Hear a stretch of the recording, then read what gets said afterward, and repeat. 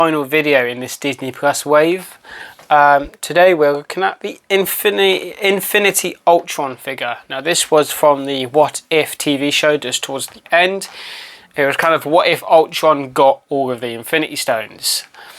As the series progressed and when we unboxed figures that had the parts in, we had a look at them, but we will take another look at them now we've got them all here in front of us.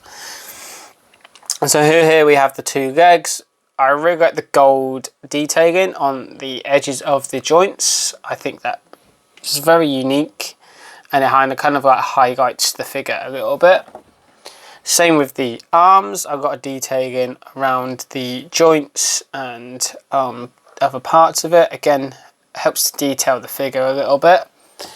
Then we have the head with the soul stone at the top of it there.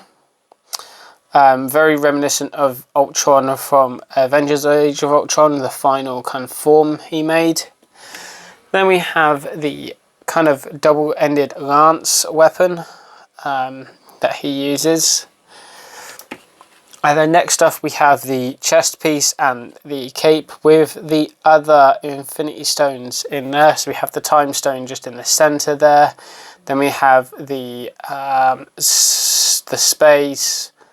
Do you know what? I've really forgotten the. I know that's like the Aether, the Soul Stone was there. It's got space, time, the orb from Guardians of the Galaxy, and then we also have the orange one, which I really have forgotten the name of, which shouldn't happen. I'm known as the Marvel guy amongst my friends.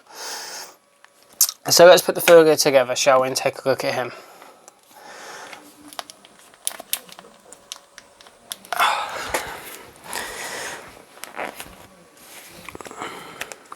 So this is one of the very first Builder figures I've ever had. I've never been much into collecting the Disney, like the Marvel Legend figures, but this wave really did intrigue me.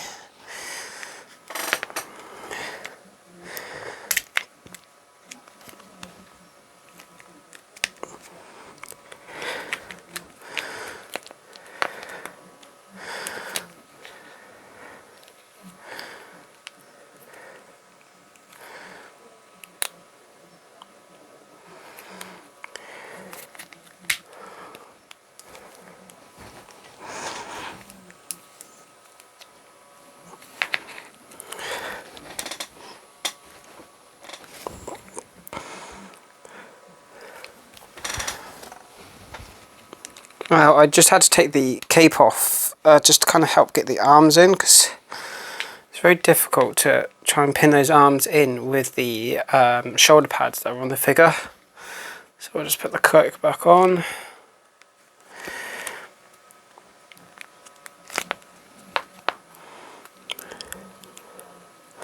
It's quite like about when they have capes and cloaks on their figures, you can take them on and off, which helps a lot when you're building the Builder figures.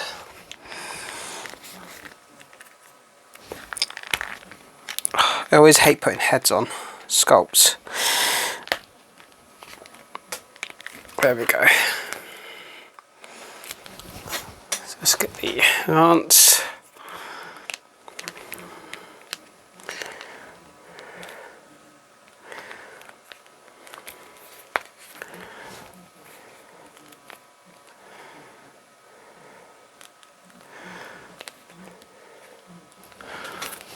Let's get the stand.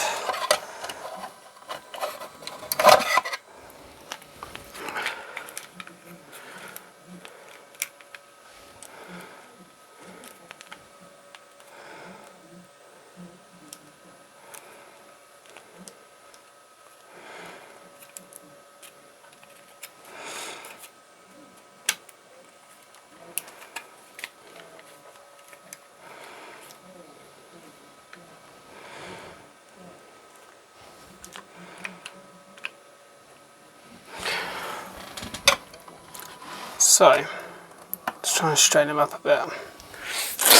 Here we have the Ultron figure. So all finished and complete. I would have shown him me putting the parts on, but I was having issues getting some of the pegs into place.